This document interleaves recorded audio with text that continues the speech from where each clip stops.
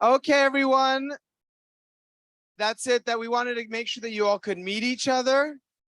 And now we have the guest of honor, the woman herself, Marianne Williamson. The one thing I'll say before she starts is, I think with your permission, we encourage, if you'd like to take photographs, you can. Just, if you're going to take a photograph, tag us, goddammit. It's at Welcome to Manny's, and it's at Marianne Williamson. So if that's all right with you, if you want to, be present, enjoy the conversation, but do tag at Welcome to Manny's and at Marianne Williamson. All right. Thank you. Thank you, everyone. Thank you so much. Thank you. Thank you. Thank you. And thank you, Manny. Now, tell me what the visual is better. Is it better for you if I stand, or is it better for you if I sit? Stand, that's what me. Okay. All right. I have spoken here before, so I'm very grateful. I'm very grateful to Manny's. I'm very grateful for the space that Manny's creates, and it is very conducive to the kind of conversation that we all want to have with each other. So I'm very, very grateful. I wanted to talk to you today about exactly what the question was that Manny asked, the word that describes the moment that we are in. I'm curious what kind of words came up. What came up for you when you said the moment that we are in? Accountability. What about you, sir? Oh, excitement. What is it? Fraught. Yeah, fraught matches more mine. Yeah. Yes, ma'am. What was yours? You, yes. Joy. That's beautiful, actually. Yes, sir. What'd you say? Chaos. Yes. Flux. Yeah. Well, I think for me, fraught and chaos and fraught, particularly fraught. What a good word, fraught. Very much aligns with the way I'm thinking and feeling it. I've had a career for 4 decades, actually. I lived here, by the way, in the 1970s. It's really interesting. I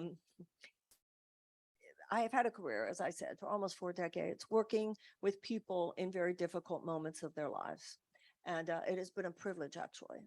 And I have seen patterns of the way people take in difficult moments. And I think the way a whole systems, including a country, which is simply a group of people, takes in a difficult moment, there are some psychological and emotional dynamics to look at in terms of what we're all going through, what we're going through collectively as well as individually.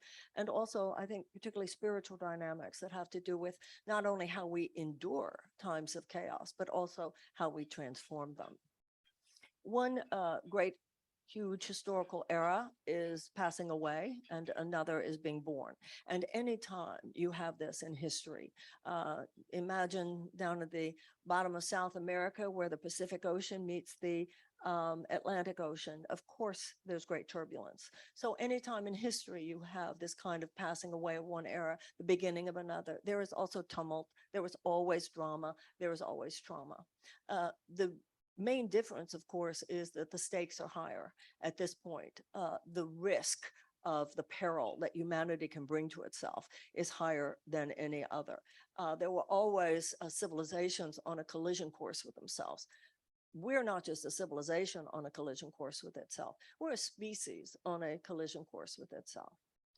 I don't think the issue is that people don't realize this. I think people do realize this. And I think a lot of people who might appear outwardly like they're just not looking or they don't care or they're ignorant, actually get it enough, but they're kind of frozen. I think people just almost can't believe it. First of all, it happened so quickly, even though on another level, it's been building up for so long and in ways that we all have to look in the mirror and recognize we allow it to have happen. When we do have bad news, when we do go through something, this like shocking news in life, we don't normally jump into action. We go, wait, I have to think about this. I mean, isn't that how you go, wait, I have to think this through. I have to think this through. And so my conversation with you today is really based on the belief that we have to think this through. We can't just be reactive at this moment. The temptation, the fight or flight is some people are just going into frozen, almost like catatonia. Let's not even talk about it. Let's avoid it. Because it is a moment when I think all of us are tempted to want to be like when you go to bed and you want to put the covers, over your head and just tell me when this is over. But others, I think, are tempted into a mode of reactivity, or if not reactivity, at least action that does not necessarily carry with it the kind of strategic thinking that we need at this time. Although many of us are, as you were saying, Jupiter, recognizing that something new is needed. Something is different. This is different. And the traditional modalities by which we sought change in our country and in our world are somehow inadequate to the task. We do get that. As Audre Lorde said, we will not be able to tear down the master's house using the master's tools. So we know that something new is different, but we're going to have to really, it's necessary, but we really have to think this through to realize for ourselves, and certainly to realize collectively, what is it that is demanded? And most importantly, how do we become the people who are capable of even discerning what needs to be done and are capable of doing it?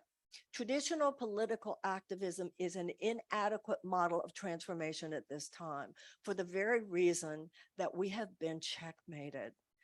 Let's not pretend it's otherwise. We have been checkmated. The forces of justice, the forces of real democratic ideals, the voices of the forces of real humanitarian values have been checkmated by the economic and political paradigm that now dominates this country. So when people get totally upset, angry, frustrated, it's legitimate enough. They're not wrong. But if we take this moment and just go into cynicism and just go into anger, where even the chokehold on the system as it is even tighter. So just direct political activism, the way we have normally thought of it, although that is a part of the problem-solving modality that we must reach for, it of itself is inadequate to the moment. Martin Luther King said we need a quantitative shift in our circumstances, but we also need a qualitative shift in our souls. So I want to have a conversation with you, if I might, that I think can bring all of us into a kind of a deeper alignment about how we got here, what's really happening. And I think if we have a deeper conversation about how we got here, I think we can have a much deeper conversation, not only about where we are, but also where we're going. So on a certain level, I want to go back a little bit to 7th grade civics, if I might. Things that many of us learned, many things that a lot of us didn't quite learn maybe the way we should have, and a lot of things that we've simply forgotten. And so we're all picking pieces out of the air, but we're not seeing the entire story in its dynamic quality in a way that lets us see, oh, I get it, I see what's going on. So in order to do that, we do have to go back to 1619. We do have to go back to the fact that slave ships were originally brought in to the United States in 1619. In 1776, our country's mission statement was written, our Declaration of Independence.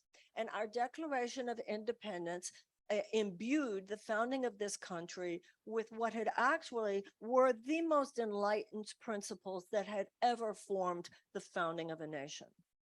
It was radical, profoundly radical. It was radical in 1776, and it's radical today.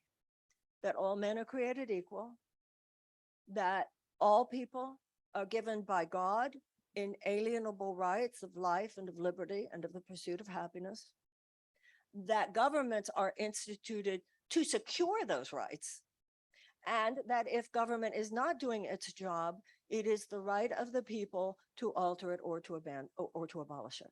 Those were radical, big, huge, complete overthrow of a monarchical system, which by definition meant that only a few people, a king and a queen and his or her rich friends, would be able to be entitled to the land, to the opportunity, the wealth, etc. Complete overthrow of that. 56 signers, all of whom were risking their lives to sign that document, because if the British had won the war, all of them would have been executed as traitors. Wonderful, but also where it got gnarly, and we all know that, because 41 signers of the Declaration were themselves slave owners. That dichotomy between the most enlightened principles ever to imbue a nation and forces which usually, in fact, always for their own economic purposes, have no intention of seeing those principles actualized, no intention of seeing them expanded or manifest, and have proven throughout our history that they would do whatever it takes, even the most violent perpetration of transgression to make sure that it doesn't happen.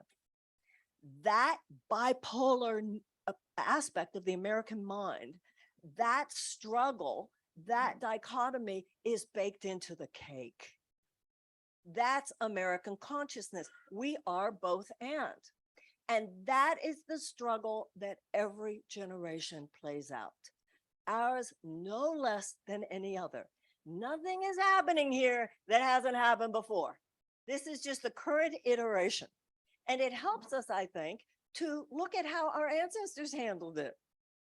Because our ancestors did, over time, tend to put us on an arc of self-correction. I mean, we need to identify all the problems that we're having to reckon with from our past and that are even erupting now and emerging anew in our present. But I think we need to identify with the problem solvers in our past. Yes, we had the institution of slavery, but then we also had abolition. Yes, we had institutionalized suppression of women, but then we also had the women's suffragette movement. Yes, we had segregation, but then we also had the civil rights movement.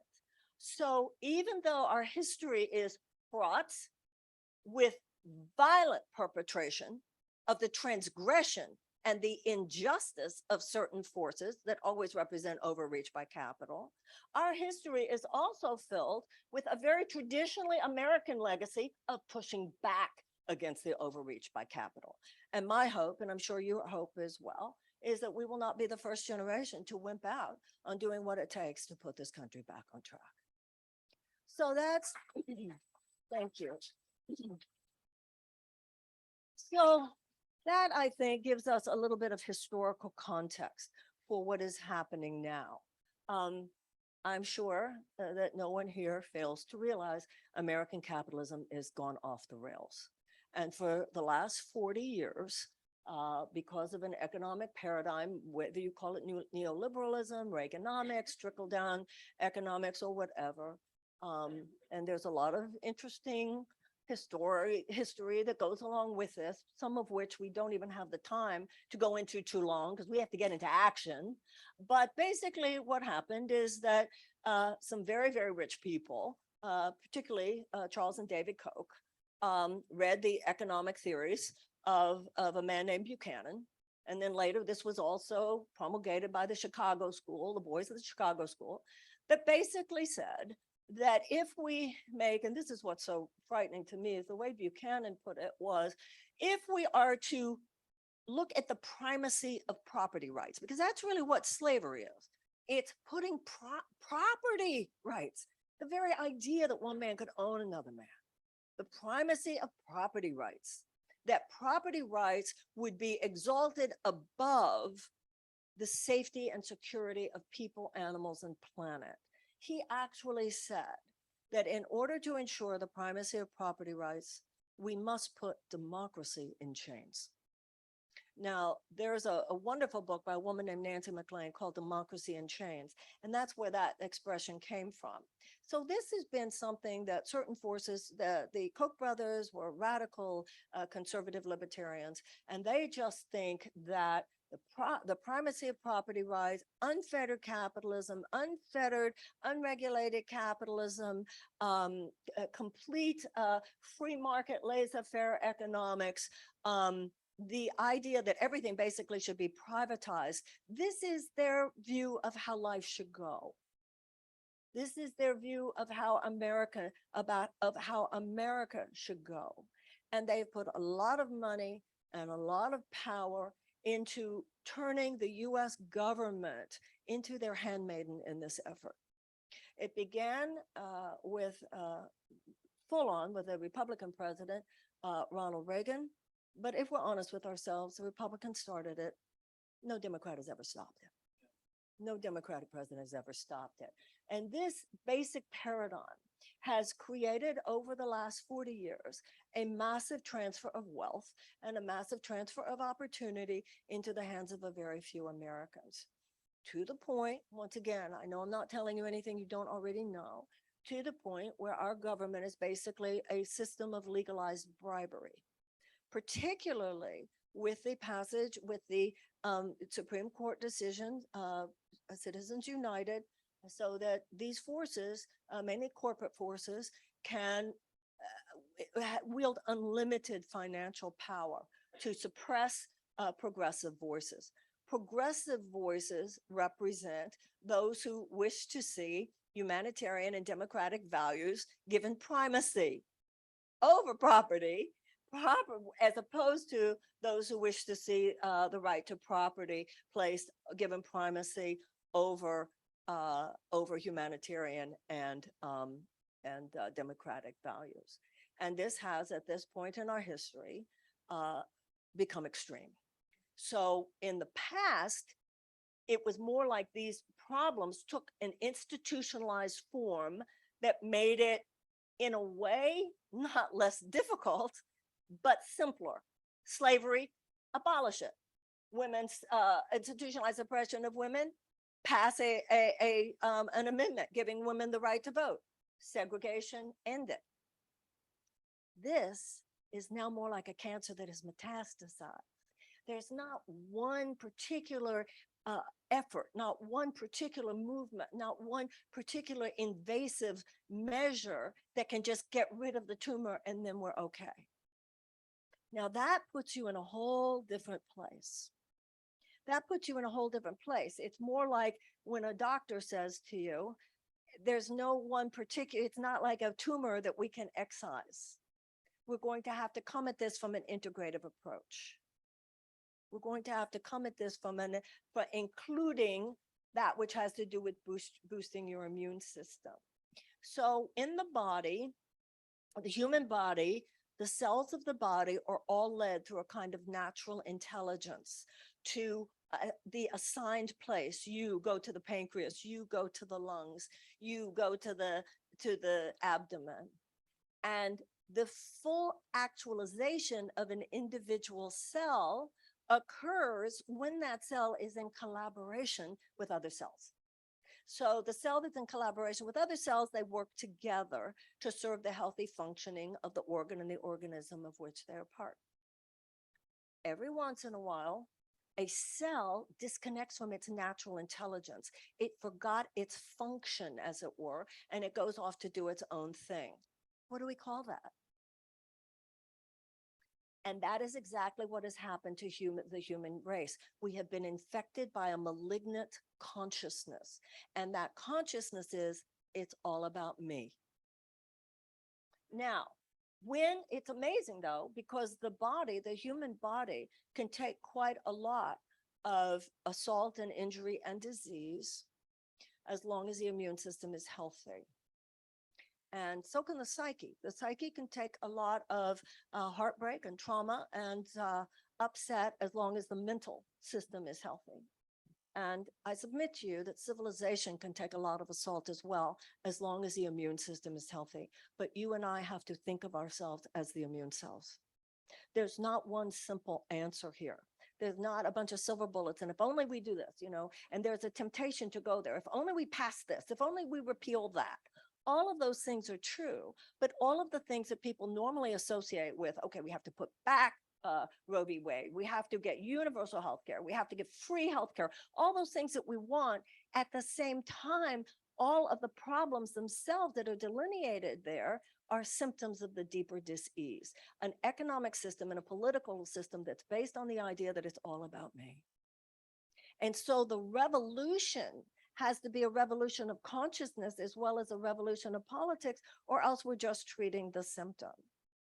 Now, in the 20th century, at any time you have a change of centuries, the 21st century mindset is different than the 20th, and the 20th century mindset was different than the 19th.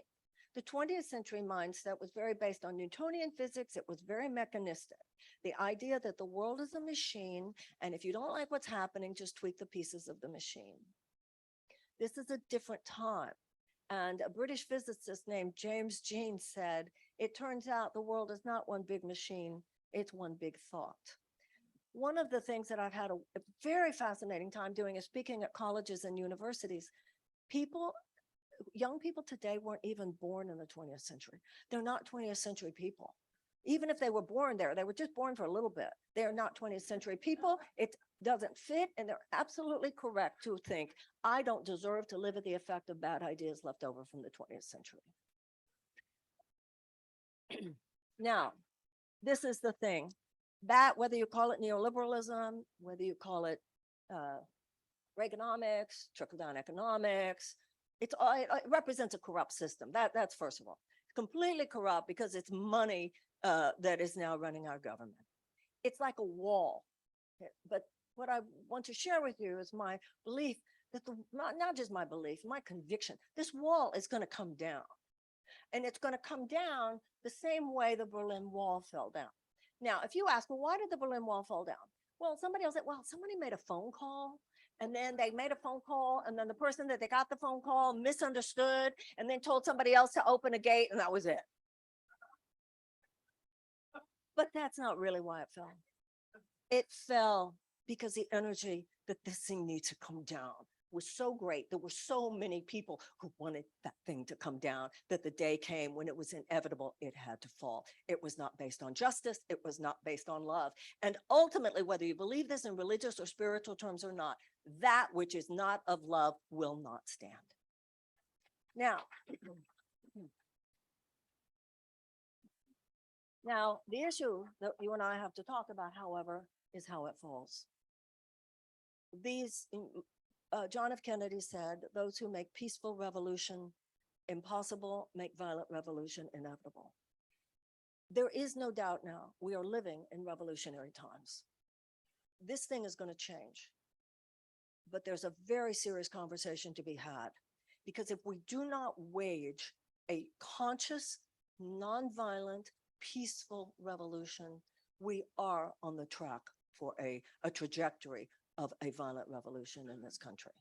The only thing that can actually interfere with the trajectory of violent revolution in this country is if enough of us do consciously wage a peaceful revolution.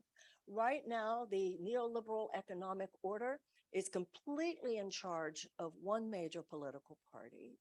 It's in charge of the corporatist establishment leadership in the other major political parties, so that at this point, the Republican Party represents a nosedive for our democracy, and the Democratic leadership represents a managed decline. The status quo will not disrupt itself. The only way for us to intervene, and we must intervene, is if it will be the people who do it. The abolition did not come from a major party. It came from the abolitionist party. Women's suffrage came from the women's party. And of course, the civil rights movement was led by a Baptist preacher, Martin Luther King, Southern Christian Leadership Conference, etc. That is not, by the way, an anti-electoral position on my part whatsoever. I think we need to be inside and outside. We do need to be running progressive candidates, and we need to be running them hard. And we need to get past any belief, well, we're just affecting the conversation. No, it's too late to just affect the conversation. We must be as convicted in our, for instance, some people were so convicted for years they wanted to see Roe v. Wade repealed. We have to be that convicted no matter how long it takes to make sure that Citizens United is repealed. The problem is not in this country that we're not a loving, decent, good people, because I believe that we are. I think that there are far more loving people in this country than there are genuine haters. But those who hate in America today hate with conviction. And conviction is a force multiplier. So if you have 10 people who hate with conviction, and who are willing to do whatever it takes to effectuate their worldview, even though it is based on what we recognize as a rigged system, and chronic injustice. And then you have 100 people who, oh, I don't believe in that at all. I don't believe in that at all. I think that's terrible. And listen, you can have me between 2 and 4 on Thursdays, and I'm all yours. You cannot have a revolution over white wine and brie. You just can't. It doesn't work. We have to become different people than we are now. That is really my message to you. We could talk all day about what needs to happen. We have to talk about who we have to be in order for it to happen, in order for us to even know what needs to happen. First of all, because if we're not, if there's a quality of personhood, it's like when Martin Luther King said, we need not only quantitative shifts in our circumstances, we need qualitative shifts in our souls. And the first qualitative shift in our soul is you cannot live in a moment like this and make rising to the challenge of this moment a peripheral activity in your life. After Pearl Harbor, I mean, that was it. The country was at war, and everybody had to be involved. You didn't have the opportunity to sit this out. And I understand the temptation to sit it out. I understand the temptation to go into places that are ultimately not helpful. But I think we need to think about this, because there is a place inside us. This is the essence of nonviolent political philosophy. Mahatma Gandhi said, and then Martin Luther King, once again, we learn these things, but we forget them. Mahatma Gandhi articulated the principles of nonviolence, which he learned, he said, in large part from the transcendentalists in the United States. He was very into Whitman, Thoreau, Emerson, etc. Martin Luther King, and with those principles, they got rid of the British from India. Dr. King went to India, he studied the principles of nonviolence, and he brought them back to the United States for application to the civil rights movement in the 1960s. A principle of nonviolence is, first of all, Gandhi said that there is an inner light. He got this from the American Quakers. The Quakers are great unsung heroes in all of this, okay? And he said there's an inner light within every man, woman, and child. And Dr. King said that Gandhi was the first person in human history to take the love ethic, the ethic of love, and lift it beyond mere personal interaction to apply it as a broad scale social force for good. That if you think that love heals your relationship with me, what they were saying was it also heals our economic relationships, it heals our social relationships, and it heals our political relationships. The two most successful revolutions of the 20th century were both nonviolent revolutions that were based on the principles of nonviolence. Number one, self-purification must precede direct political action. And for those of us who are on the left of the political spectrum, in the Course in Miracles, it says miracles occur naturally as expressions of love. You can have a grievance or you can have a miracle. You cannot have both. We can't hate and bring forth a nonviolent revolution. We can't. And on the left, for those of us on the left, we really have to look at this. It's not only that people on the left sometimes are so angry and hateful towards people on the right. We're angry and hateful towards people on the left who don't agree with us about every little thing. This has got to stop. Freedom doesn't mean everybody has to agree with you. Nobody has a monopoly on truth. And it's a really totalitarian aspect of mind for you to think that you have some monopoly on truth. And if other people don't see it the way you do, then they need to get out of the way. We will not have the kind of progressive revolution that we wish to see in this country unless we're willing to become the people who are capable not only of enduring the chaos of this time, but of genuinely transforming it. For some people, this is religious. When I was growing up, we were talking about this before. When I was growing up, there was a religious left in this country. William Sloane Coffin during the Vietnam War, the Catholic Berrigan brothers. But now there's almost within the left, I certainly saw it when I ran for president, this derision towards anyone who is coming from any kind of a spiritual perspective, as though we are naive. Let me tell you something.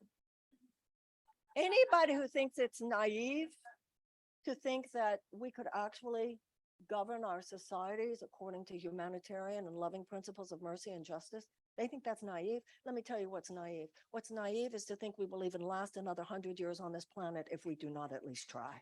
That's what's naive.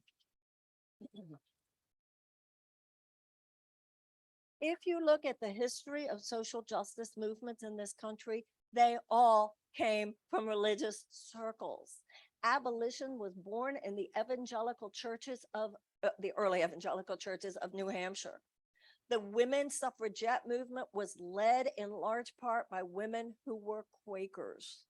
And Dr. King was a Baptist preacher. And one of the things that Dr. King used to say is, you have very little morally persuasive power with people who can feel your underlying contempt. Now, as I said before, clearly American capitalism is off the rails. Clearly an economic system has a chokehold on our legislators. I am not in any way minimizing how bad it's gotten. You know, we're grateful to Joe Biden that he defeated Donald Trump, so we didn't go over the cliff, but we are still 6 inches from the cliff. And it is unsustainable to think that we can just hang out forever 6 inches from the cliff. The ship is listing so far to the side that anything which brings it even to a modicum of actual efforts at the expansion rather than the contraction of what democracy should be is going to appear like wild-eyed leftist fringe to the system. The system will resist it. They would resist Franklin Roosevelt today. He would not make it into the Democratic Party today. They would call him too left-wing. Okay, we get that. So it's not about minimizing that, but it is about realizing that if we think we can just push back against the system from anger and from just traditional political activism, they have it sewn up, okay? They have it sewn up. Okay, so given that they have it sewn up, you know what it's like? It's much like in the American Revolution. So the British came and they were in these fancy red coats and they were standing in line and they had their rifles and they were waiting for somebody to say, fire. The American colonists had been hanging out with Native Americans, and so they were hiding in trees. They were guerrilla. And see, this is the thing. I grew up in a generation, some of us did, where there were people holding aloft the great ideals of American democracy within a political sphere. And they were shot and killed in front of our eyes. If you have a revolution such as this, and it's led by individuals only, then that system knows what to do with those individuals, but they cannot shoot a song. They can shoot a soloist, they cannot shoot a song. You have got to sing your note. You can't just wait for a soloist to do. You got to sing your note, and you've got to sing your note, and you've got to sing your note. Enough of us have to sing our note. What is the note you're supposed to sing? I don't know. It's not my business. God's not going to tell me what you're supposed to do, and God's not going to tell you what I'm supposed to do either. All of us are supposed to do what in our heart we are led to do, but the heart that guides you, it's like the natural intelligence of the cell. If you're disconnected from your own natural intelligence, your own deeper knowing, you won't have the insights because it's counterintuitive. What needs to be done now is counterintuitive by definition, because we got it, we've been checkmated. So we're going to come at it from this whole new level of guerrilla revolution. I thought they won't even know it hit them, but first we have to figure out how to do it and become the people who know how. And so in doing that, I would like to submit to you that your yoga class is relevant to this, and your mindfulness is relevant to this, and your meditation is relevant to this, and your prayers are relevant to this. They are not irrelevant to the new transformational politics. They are essential, the new transformational politics. Mahatma Gandhi said when he was asked, who is the leader of the Indian independence movement? His answer was, the small, still voice within.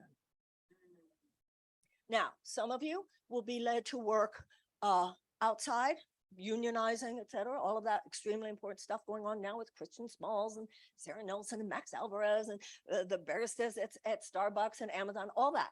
Some of us will be led to run for office. All of us have to do everything, whatever is yours to do. But whatever is yours to do, you have to do it 100%. The way I see it, we're actually, there are more, I have a friend who always says, nobody's talking about this. Nobody's talking about this, whatever issue he's in. And I say, actually, everybody I know is talking about it. Everybody has this delusion that you're alone. There are, even if you look at the polls, the American people are not the problem. I mean, I found when I ran for office, sometimes people say to me, what was your experience running for president? And I always say the same thing because it's true. I learned that the system is more corrupt than I even knew, and people are even more wonderful than I hoped. The American people are not the problem. If our representative democracy was working, we would be okay. Even the polls show that we're a little bit left of center. We're not far left of center, but we're left of center. The majority of American people want universal health care. During the 1970s, the average American worker had decent benefits, could afford a car, could afford a home, could afford a yearly vacation, could afford to send their kids to college, and could afford, if they wanted to, for one parent to stay home so that they could take care of the kids. That was in the 1970s. This thing has gone so off the rails. The American people are not stupid. The American people are looking and going, well, why is it that in Europe they can have universal health care and we can't? Why is it in Europe it hardly costs anything to get a higher education, but we can't? Why? People are recognizing it.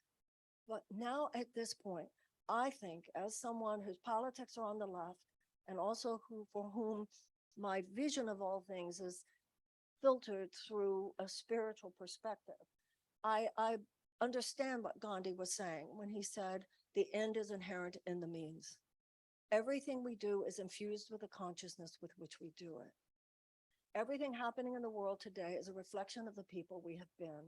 And that not only means the people who have perpetrated this madness, but all of us to some extent that we stood by and let it happen. So we have a lot to atone for. We have a lot to atone for as a nation. It's a spiritual principle. You can't have the future you want if you're not willing to clean up the past. We have a debt to Black Americans. That's why I've stood for reparations.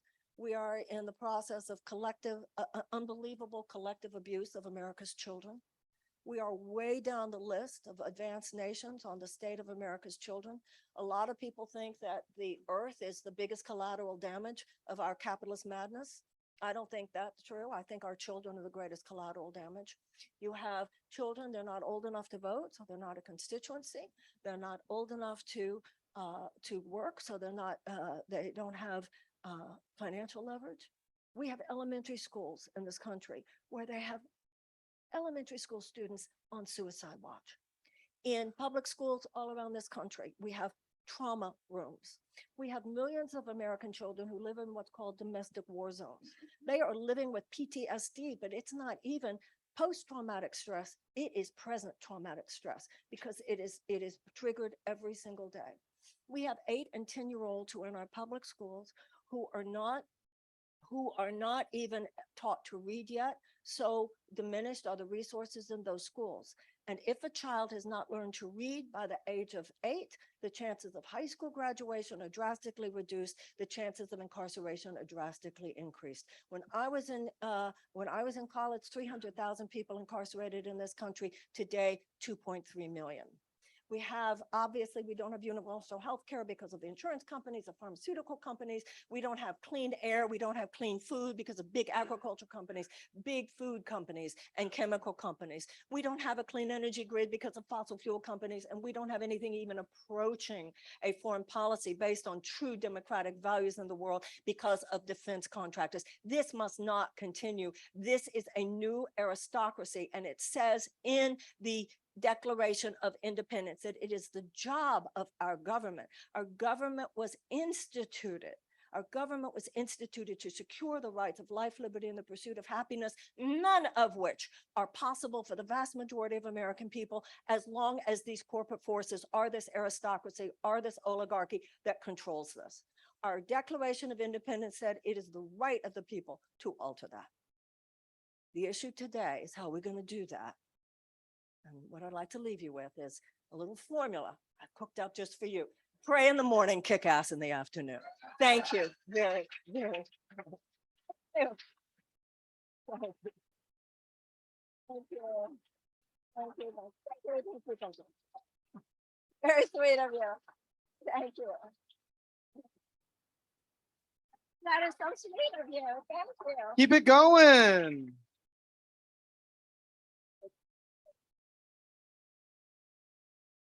So we're gonna sit. I just love people who agree with me. And just go to San Francisco, Marianne. None of that's a hard sell in San Francisco. So this is going to be mainly audience Q&A with Marianne. I'm just going to ask like an opening question just to kind of kick us off. And then Angelina has the wireless mic. She will hold the mic in front of you while you ask the question. You'll ask the question, then Marianne will answer it, if that's okay. So hi, first of all. Hi, Manny. Last time I saw you was here, Yes.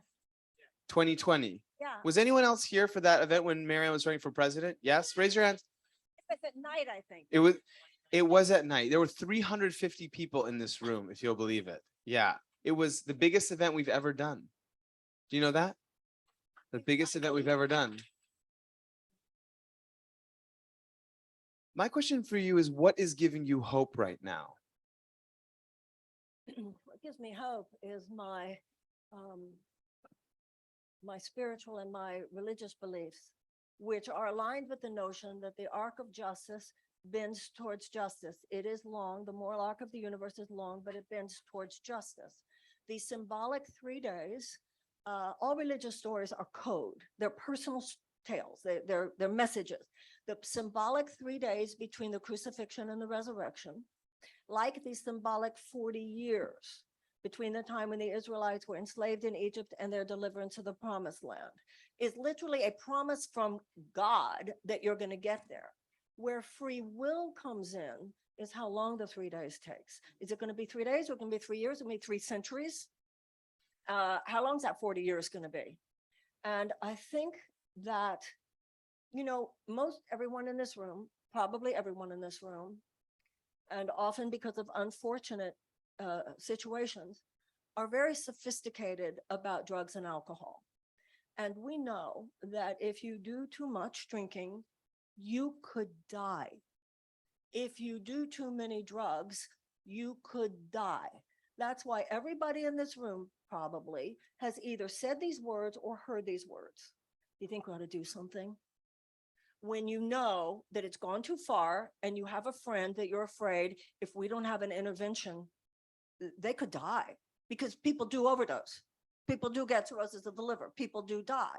We've got to move out of our magical thinking about the state of our democracy.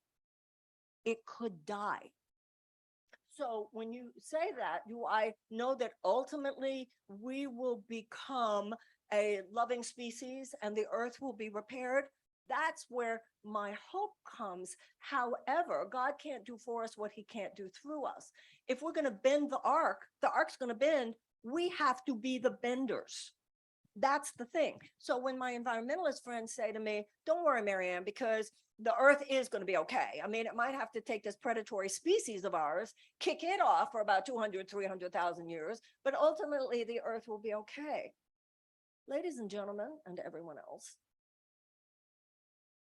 the amount of human suffering and other species suffering that would accompany the need of nature to throw us off the planet is so horrific. And I think we need to take in how horrific that is. I think we need to take in how horrific this moment is in order to then find that place within ourselves. No, we're going to do something. That's not going to happen on our watch. And so what gives me hope is knowing what's possible. What gives me concern is not always sure it's probable. Knowing the changes that have to occur within us for us to rise up. And you know, I don't know if you heard President Petro, the new president of Colombia, at the UN the other day. It was so beautiful to hear a world leader speaking the way he was speaking. Traditional Christians would say God is preparing his people. And you know, when Moses came down from the mountain and God said, tell them I will make of them a priestly people. Metaphysically, the Israelites symbolized in the Bible everyone. We all need to rise to a new dimension of citizenship.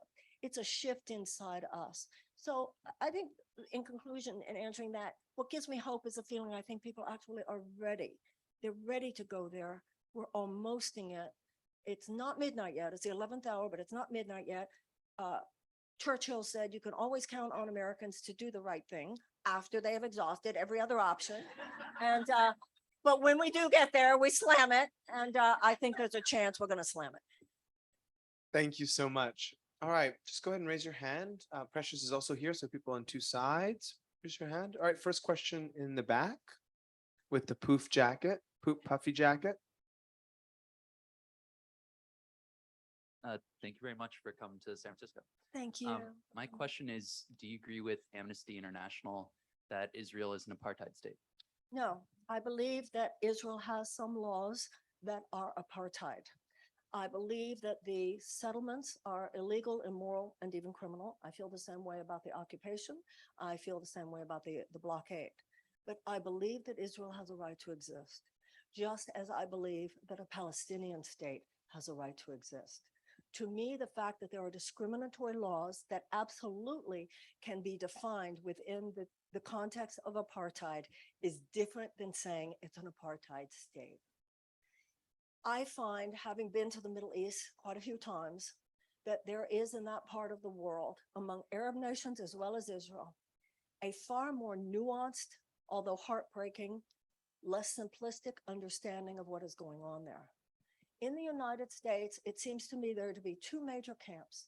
One, talking about the security of Israel completely at the expense of the legitimate human rights of the Palestinians. That is unacceptable. But there is also a huge swath of Americans that are concerned, although rightfully, about the human rights of the Palestinians that seem almost unconcerned about the human rights and even the security rights of the people of Israel. For me, I believe that when our Declaration of Independence says all men are created equal, that means, as we now know, as we're all made clear, it's not just men, it's also women. Not just whites, it's also black. It's not just any group, it's every group. And it also means not just Americans. I believe that God created every Jew and every Arab, every Israeli and every Palestinian equal. And I believe that American foreign policy should have an equally robust support for the security and the human rights of both peoples. That's what I believe. All right. Question was, there was one right over here, and then we'll have you go next. Right over here. You mentioned there that when you ran for president, you realized the system is more corrupt than you realized. I'm curious, does that perspective come from your interaction with other candidates, their teams, or what I'm exactly? sorry, I have hearing aids, so I heard you say it was more corrupt than I knew, and then what? What drove that perception? The other Oh, candidates, what drove that perception? their teams, or where did that come from exactly? What drove that perception? Well, first of all, we all know what happened to Bernie in 2016, and the DNC didn't even pretend otherwise. They admitted what they did. We saw what they did to him in 2020, but I know in my cells what they did to me. So, you know, how they work is that they have a predetermined conversation, which is the agenda that they deem appropriate. It's really very undemocratic, isn't it? And they have a pre-approved group of people who they consider the adequate conduits for their predetermined agenda.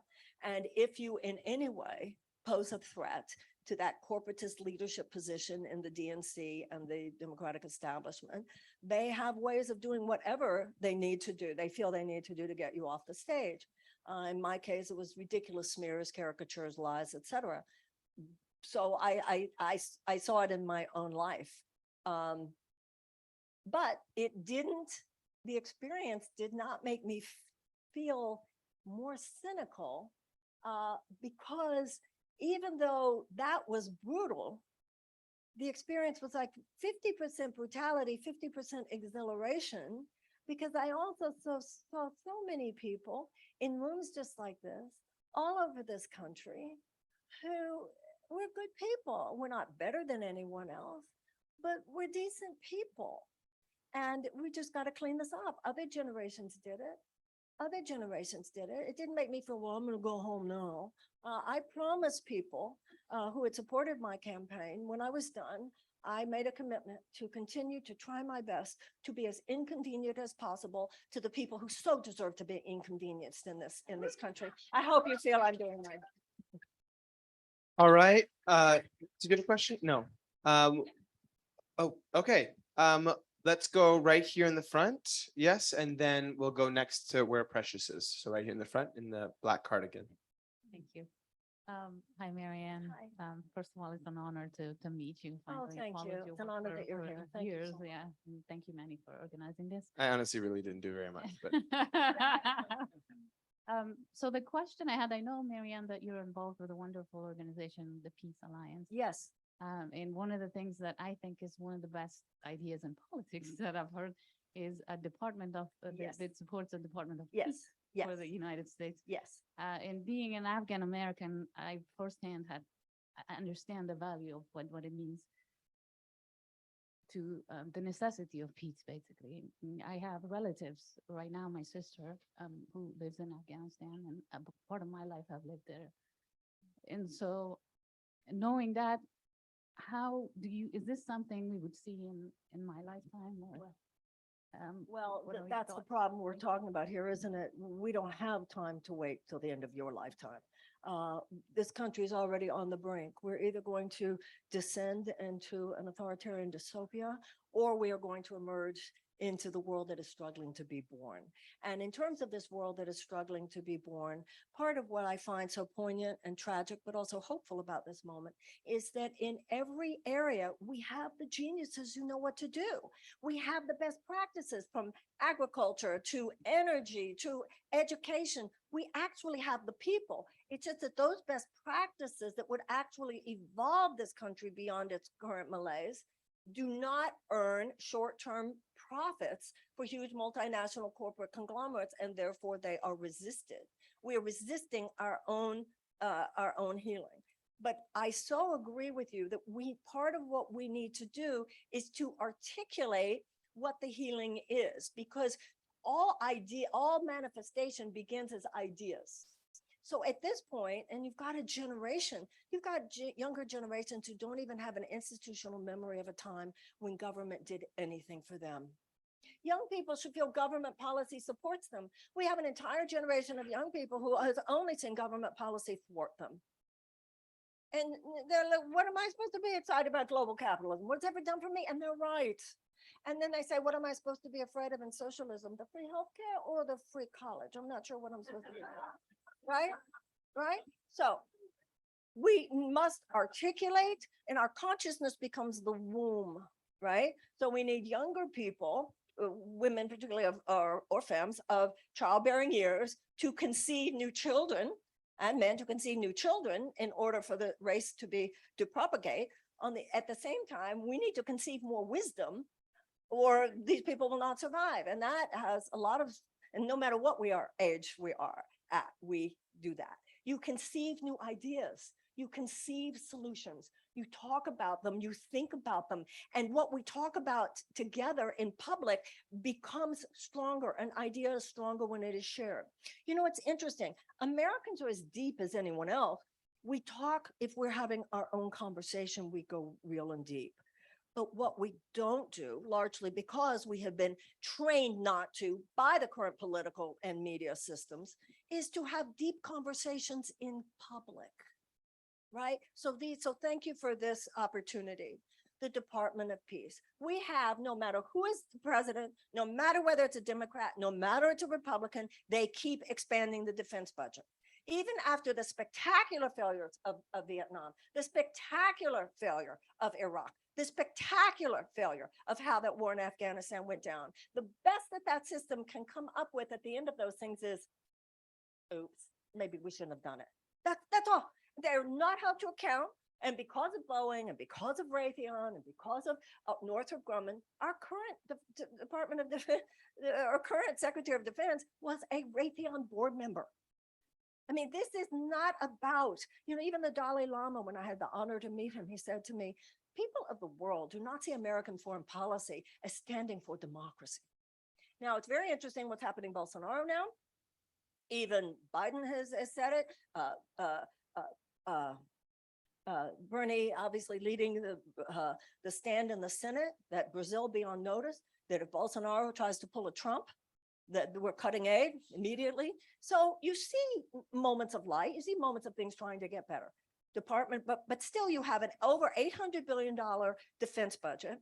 And the State Department is something like 400 billion and something like 40 billion. Okay. So let's talk about peace building. Right now, the way, if you have your body, we no longer think I don't have to exercise, I don't have to eat well, I don't have to take care of my body. And then if I get sick, which I almost inevitably will, I can apply allopathic means to suppress external remedies to suppress or to eradicate the symptoms. Yet that's what we do as society. We don't proactively create peace. You have to create health. Sickness is the absence of health. Health is not the absence of sickness. So we don't proactively create a healthy society. And then when there's the inevitable acting out of violence, how does the system respond? Oh, we can handle that. Prisons and bombs. So for those of us who know, no, this paradigm's got to shift. We've got to proactively create peace, knowing that the system resists that, because then where are the profits for those who represent the system, which now must be overthrown, right? 4 elements of peace building that I think are so important for everyone to know. There are 4 factors which, if present in any system, it could be a corner of the United States or it could be another corner of the world. If these factors are present, the statistical chances of the incidence of peace is highly more probable. And if these systems are, and if they are present, then the incidence of violence are greatly diminished. Number 1, greater economic opportunities for women. Number 2, greater educational opportunities for children. Number 3, the reduction of violence against women. And number 4, the amelioration of unnecessary human suffering. Those should be the values and the principles that govern U.S. foreign policy. Those peace building factors should be part of the governing principles. This is so far away from what is now. So when you talk about incremental approaches, yeah, I mean, there's the ASID and there are people, I live in Washington and I live in Washington, D.C. now, and it's a very touching place to live because the people who are doing the most to try to harm what we think is important live there. And the people who are doing the most to try to make it work and try to make things right are there too. But you see the people who are doing the most damage get multi-billion-dollar subsidies. And you see the people who are trying to make things better go, we got 5 million, we got 5 million. Added, they're going to put a 5 million on that addendum. So no matter what they do, it's still overwhelming. That's why there has to be a fundamental change. And as far as Afghanistan is concerned, that's another thing. Once again, I consider myself I'm certainly left of center when it comes to my politics, but the left in America, okay, we had to leave Afghanistan. Obviously, we should have left Afghanistan 20 years ago. But such a simplistic, naive understanding of what we were doing there and what we weren't. And I hear too many people on the left say, well, there was no easy way to leave. That's not true. They didn't even try to prioritize those women who had helped us, who had been active for us. They didn't even try to prioritize their escape. And for that, we all owe the world an apology. And every leftist who thinks, well, what matters is that we left. No, how we left is important. And we did not leave well. Yeah. Precious, you have someone in the back? I was going to say thank you, Marianne. I asked you the question before you spoke, if you're going to consider running for president, and you said, I don't know, what's your intuition on that? And I said, well, I don't know. Then after hearing you speak, my question is, would you consider running if there was some revolutionary changes to occur rapidly within the next few months before the end of the year? It's interesting. I want to tell you a story of what happened in 2015. I used to do these conferences called Women Sister Giant. Was anybody here at any of my Sister Giant conferences? You were. And the Sister Giant conference, were you the one in 2015 where Bernie spoke? Okay. So it was in Los Angeles, and I asked Senator Sanders to speak. And it was at the time when he was kind of going out there to try to figure out if he would run. And I think that's why he accepted the invitation from this lady never heard of in Los Angeles. So we were at this hotel ballroom in Los Angeles near the airport. And there were almost 1,000 people in the room. And Bernie came up to the stage and he made a great Bernie speech, right?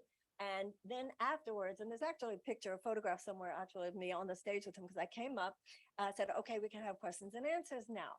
And somebody yelled out, "Are you going to run for president? Are you going to run for president?" And he went, "Would you help me?" You know, he did that for him, you know, and everybody yelled, "Yeah, yeah." And I said, "Stop." And he like looked at me like, "Who is this woman?" I said, "Wait a minute." I said, "You all sent him adrenaline. If I were him, I feel you just threw at me candy bars." When you look at adrenaline or even anger as your motivation for political activism, it's like a short high and then you crash. I said, if I were Senator Sanders, I would not be all excited and feel there was necessarily a yes, just because you all stood up, really, yeah, yeah, yeah. I said, so we're going to do this again. And we're going to do this silently. I said, my question to you is this. As Senator Sanders said, if he runs, would you help him? And by that, he means, would you do what you could? Would you volunteer? Would you give time? Would you try to raise money? Would you talk to people? Would you really do everything you possibly could? And I said, this is silent. And if the answer is yes, I'd like you to please stand. It was really amazing because people were like this. I'd say it started about 3 long seconds in, and then people just started. And some people would go, some people go like this. Some people would go like this. One guy I remember was going like this. I said, because that is what he needs to know. I think I am where all of us are. What part might I best play? This is a very serious moment in America. It's not a moment to play around. So I'm in the same place of exploration that I think everybody is. What should I do? You know, in the Course in Miracles, it says, you wake up in the morning, where should I go? Where would you have me go? What would you have me do? What would you have me say and to whom? I'm exploring the idea.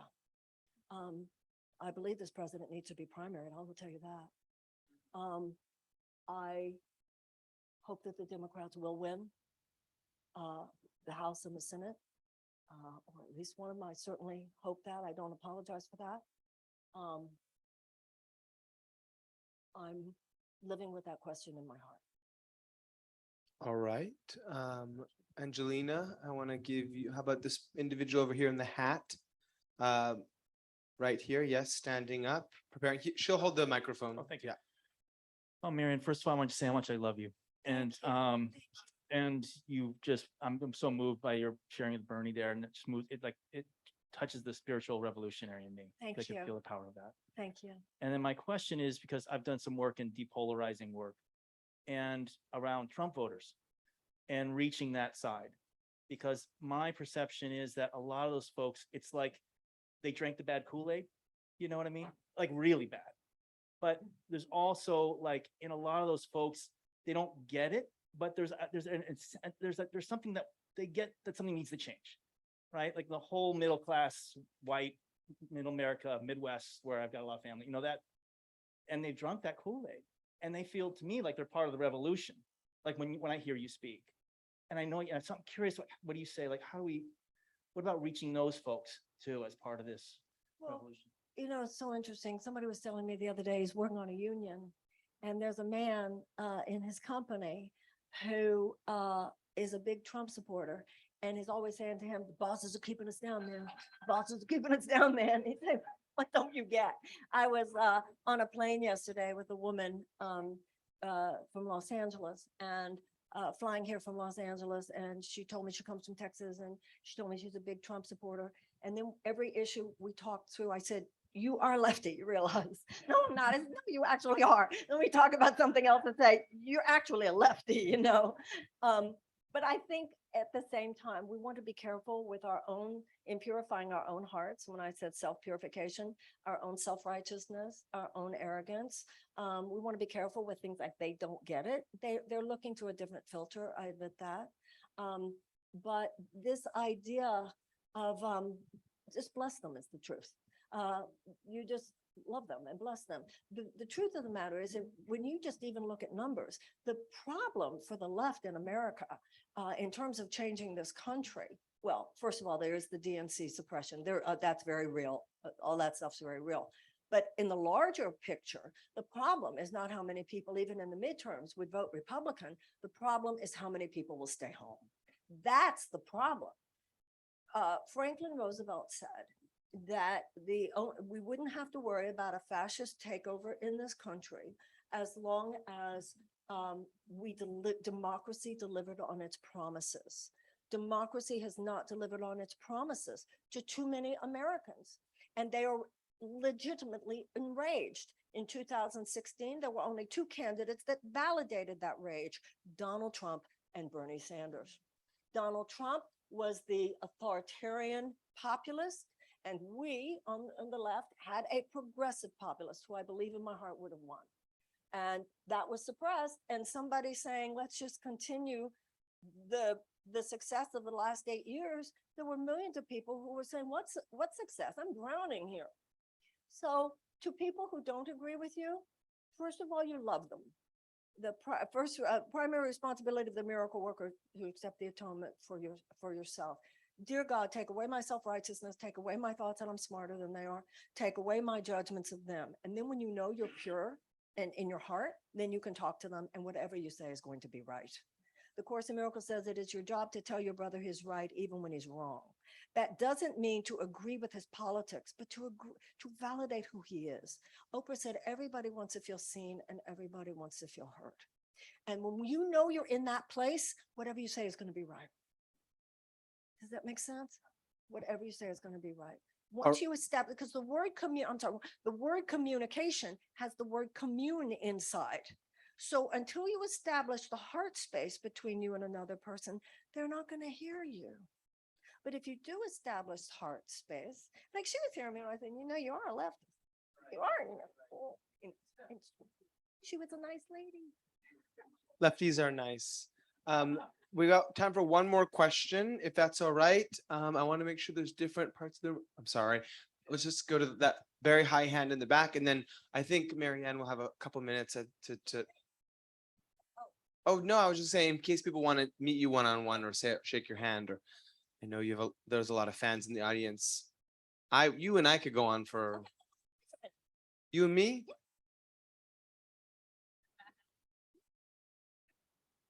I mean, I'm hearing everything you're saying, and what I was gonna ask when we were talking about the word of the moment, the word that came up for me was chaos and chaotic. And so I'm listening to you, and I hear so much good and so many things that I agree with. But I'm trying to say, like, when I walk out of this room right now and I go back out into that blistery cold day, like, what is like one thing that I can do to center myself and make the world feel less chaotic? Did you think I was joking when I said pray in the morning and kick ass in the afternoon? No. I was. No. I was. And so this is the deal, everybody. I have never read any religious or spiritual system that does not emphasize the power of the morning. When you wake up in the morning is when your mind is most open to new impressions. What's happening now is all our nervous systems are being assaulted. Just modernity itself and the chaos. Nobody has any impulse control. Everybody's in this mean-spirited moment because we're all being assaulted. Don't let that consciousness get to you first in the morning. Do not sleep with your phone in the room. And when you wake up in the morning. I don't, I Okay. promise. Wait. It's in When the you other wake up- room. Wait, good. Even though the surveillance capitalism is still going to send you ads. Okay, so hold on a second. When you wake up in the morning, don't go to Twitter, don't go to Snapchat, don't go to Instagram, don't go to your emails, and don't go to the newspaper or the news. Don't do it. You're going to pick up the stress from people all over the world. You take a shower, you take a bath because you want to take the dirt off your body before you go into the day. But if you don't allow that same washing with love and peace in the morning on your mind, you're still taking your stress out. Whatever your practice, it could be religious, it could be secular. Blaise Pascal, the French philosopher, said, every problem in the world stems from man's inability to sit quietly in a room alone.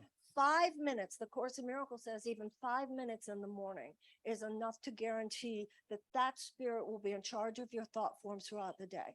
I'm not saying if you do this, you're going to be an enlightened master, but I can tell you this, I have a different nervous system on the days I make sure I do this versus on a day I don't. I'm not saying that when I've meditated in the morning, I never make a mistake, but I can tell you this, it's a less bad one, and I'm able to catch myself and get back on the spiritual wagon faster. During that time, that's exactly what I was talking about. That's when your insights are expanded. You get ideas. You become, you do spiritual exercise to hone your attitudinal muscles, just like you do physical exercise to hone your physical muscles. You hone your physical muscles so you can move. You hone your spiritual muscles so you can be still and non-reactive and know how to talk to that lady. And then you go out into the world and you are enclosed within a spirit of peace. One of the things you do there is you take the time to think about everybody you know you're going to meet today, and also those you don't even know you're going to meet today, and send them love. Send your love before you. Send your love to your employer, to employees, everybody walking down the street, to Biden and to Trump and to DeSantis and to everybody. You know, Martin Luther King said, he told me I have to love everybody. He didn't say I have to like everybody. You just send love to everybody. And then you're going to go out into the world. And not only are you going to feel peaceful amidst the chaos, you are going to bring that peace with you. That's the kick-ass part. Then you change the world.